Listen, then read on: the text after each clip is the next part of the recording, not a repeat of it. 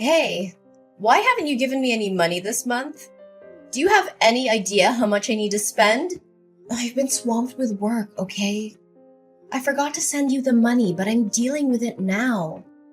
Remember that in just 2 months, I'll be completely out of debt. You don't have to keep reminding me of that, do you? Do you think I enjoy being stuck with a useless person like you? You're beyond ungrateful. How dare you insinuate that I wasted my time giving birth to you and raising you just so you could be successful today? Enough! Stop with the sarcasm. Anyone who overhears your words would think you actually love me. You think you're clever, huh? You even had the audacity to teach me about life. But guess what? I need another $5,000 this month. $5,000? For what exactly? This month, I want to buy your brother some new shoes and clothes to prepare him for work. And I also want to provide him with proper nourishment so he can keep his strength up while job hunting. He's been feeling down and losing weight because he can't find a job. I can't stand seeing him like this. And how is that my problem? Didn't we agree that I'd give you $10,000 every month until it adds up to $200,000 as a thank you for giving birth to me? After that, we'd cut ties and never bother each other again. I'm not obliged to give you more money to support him. Besides, isn't he just unemployed because he dreams of being a manager or department head rather than taking any job available? How can you say such heartless things? He's your brother, your flesh and blood. He has a decent university degree and he's an extremely talented and capable person. How could he settle for some low-level employee position when he's treated as an errand boy? He deserves more than some menial job where he's treated like a servant. Huh? Don't think that your little amount of money gives you the right to say whatever you want about my son. Whatever you want, but I won't give you any extra money. Oh, hold on. I've thought about it again. $200,000 is probably not enough to compensate for my love, effort, and sacrifices in raising you. Moreover, my son is about to get married.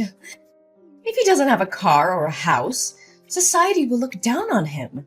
So before you cut ties with us, you better buy your brother an expensive car and a fancy house. Otherwise, don't even think about escaping from me. What? That was never part of our agreement, and you know it. Well, I've been thinking. Aren't you the manager of a prestigious company? With your high salary, it shouldn't be a problem at all.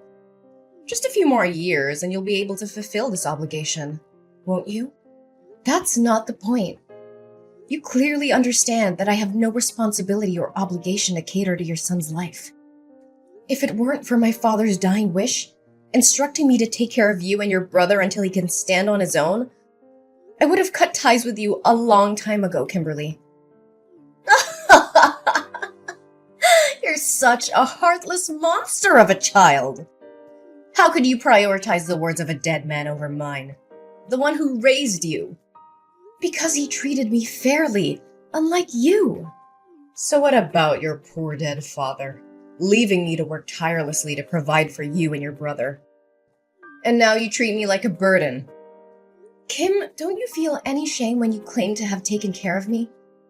Have you ever treated me to a decent meal or shown me the love a mother should? No, you treated me like a servant. Don't forget how cruelly you treated me. Ugh, why bring up the past? I did what I did to toughen you up, to teach you how to survive in this world. It was all for your own good. Haven't you always listened to your father? Then obey his wish. Give me money, take care of us, and provide for my son and me for the rest of our lives.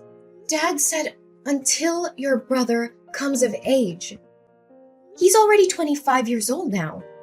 When will he finally grow up and take responsibility for himself? I don't care about that. You're my daughter, and you will do as I say. You will take care of my son and help him live a comfortable life. And if you can't buy him a house and a car, why don't you use your position as the head of the department to get him a job in your company? You can't let him struggle in this cruel society, can you? Hey, are you kidding me? This is absurd. I won't use my professional position to indulge in your unrealistic demands. I don't have time to joke with you. You have such a prestigious position, yet you can't even secure a job for your own brother? You're completely useless. This is not how it works. This is a professional environment, not a favor bank. Besides, your son lacks the qualifications and work experience necessary for the position. The recruitment process is rigorous, and I can't just hand him a job. But he's exhausted from his job search. He's constantly rejected by reputable companies, forced to work in lowly positions, and treated like dirt. I won't let my beloved son suffer. But if he works at your company, you can protect him. No one would dare bully him then. Everyone starts from entry-level positions and works their way up. He needs to learn the value of hard work and perseverance. Being overprotective won't do him any good. Huh! So now you're trying to portray yourself as mature and independent, huh? Treating this family like strangers, as if we're not connected by blood. What a waste of my love and all the hardships I endured to give birth to you and raise you all these years. But my dear daughter, I won't blame you for not loving me. I understand. It's all my fault. When your younger brother was born sick, almost on the brink of death, I simply thought you were a strong and understanding child, capable of taking care of yourself. Therefore, I focused on loving and pampering your brother more. But I never imagined it would make you hate me so much. It must be all my fault. All right. Stop dwelling on that old story. Fine. This will be the last time I help him. Promise me that if you make any more demands, you will pay me the full $200,000 and disappear from my life. All right, my dear girl. But remember, make sure to get your brother a good, respectable job. My precious son is not meant to be a mere errand boy or an ordinary employee somewhere. I can't make that decision alone. I will reach out to HR and arrange an interview for him with me and my boss. If he passes the interview, he will be assigned a suitable position based on his abilities. That's the best I can do. That's acceptable. As long as you're there to protect him, no one will dare to bully him. Make sure to tell him not to reveal our sibling relationship at work. I don't want others to make assumptions. I'm sure you also don't want your son to be labeled as incompetent and useless, relying on his sister to secure him a job, right? Fine, don't worry about it. Oh, I'm thrilled to hear that my son is finally going to have a job. I need to make preparations for him. Hey, Kim, do you know where James is? I can't get in touch with him. Did that jerk run away after causing all this trouble? Why are you using such harsh words to scold him? Can't you see how scared he must be? He didn't want things to turn out like this. He did it for the sake of our family. As his older sister, shouldn't you try to comfort him and find a resolution instead of berating him? What? So you already know what happened and yet you're still defending him? James might have to go to jail and pay double the contract value, which amounts to $1 million. And I could also be held accountable and face an investigation. Why would anyone want that? It's just a stroke of bad luck. Besides, it's not as catastrophic as you're making it out to be. You just need to compensate the company for the contract, and everything will be fine. Do you think it's that simple? James colluded with the construction material suppliers, replacing the materials my company purchased with cheaper, lower quality ones and pocketing the price difference. He was in charge of procuring materials for this construction project. If it weren't for a surprise inspection conducted by the corporation today, it would have been difficult to uncover his deceit because he always knew my inspection schedule and could easily prepare in advance. Do you realize that building a structure with substandard materials can lead to serious incidents and damage my company's reputation like this? He didn't do it on purpose, did he? He was lured into this by the sales side. Unfortunately, he got caught. You know he lacks experience in work and life, so it's understandable that he made a small mistake. Just a small mistake? The company has already involved lawyers and the police. Can you still defend him? Do you realize that this could result in up to 10 years of imprisonment? The police are already investigating, and James won't be able to escape the consequences. He directly signed the receipt for the fraudulent goods, and the supplier admitted to the fraud as well. Not only will he have to go to jail, but I'll also have to take responsibility for this mess. Tell me where he is. He needs to face the consequences of his actions. Enough!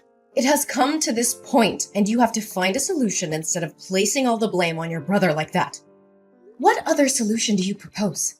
The only way now is for James to turn himself in and accept the consequences of his actions. But remember, this is his responsibility, and I won't beg for him. Ariana, my dear daughter, I know you love your brother and me. You've always done everything for our family, right? But I'm running out of options. It's beyond my capability to fix this. Actually, there is still one way. Since you're James's boss, if you take the blame for this, the severity of the crime will be lessened for him, right? What are you suggesting? I mean, if you collude with the seller, steal money for materials, and then manipulate the orders to make James unknowingly become an accomplice, your crime will be seen as less serious. I think your sentence could be reduced by half. So you would only have to go to jail for 5 years, and my son would only need to pay a fine. What? Are you asking me to plead guilty for James and go to jail on his behalf? Exactly. He's your brother, and it's only natural for you to help him. Besides, what's the harm? What's the harm? My goodness.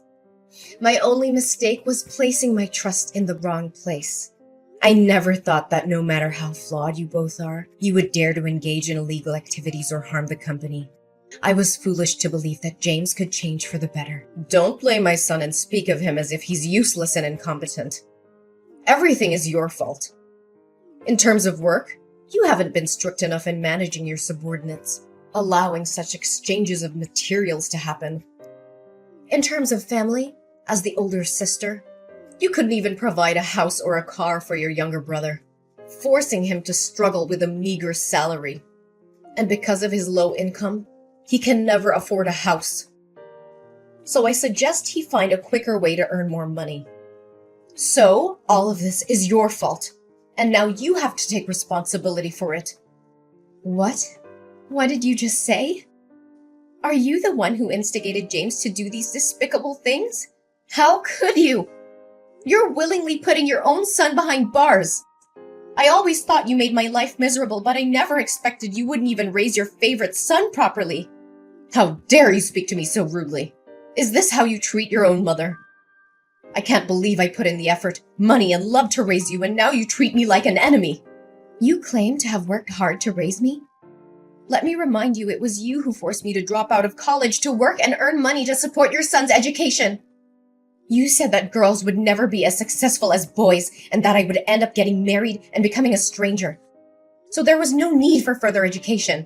Do you remember how I had to beg and plead with you to let me continue my studies and take up part-time jobs in the afternoons? And even night shifts, just to pay for my own education and support your son? And whose fault was that? It was your father who said you should take care of us instead of him, right? You're such a weirdo. Why do you listen to him more than me? While you always favored your son, saving the best for him, buying new toys and giving him whatever he wanted, I had to make do with hand-me-downs from my cousin or items I picked up from charity boxes. I always had to eat the leftovers after your son finished his meal, and I spent my days doing household chores. Thankfully, I had a father who loved me, but he didn't have much money and was constantly oppressed by you. All he could do was comfort me and buy me ice cream whenever he saw me unhappy. Oh, don't say that. I still love you. I always think of you, care about you, and worry about you. So let me ask you this question. If you can answer it correctly, I will plead guilty for James as you wish. Fine. Ask away. I'll answer whatever it is. What day is my birthday? What kind of question is that? Do you think I don't remember your birthday?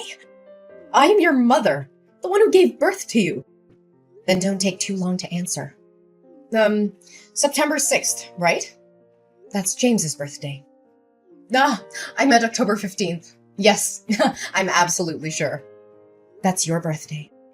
Oh, well, then it must be... Stop it! I know you don't remember anything about me. It doesn't matter.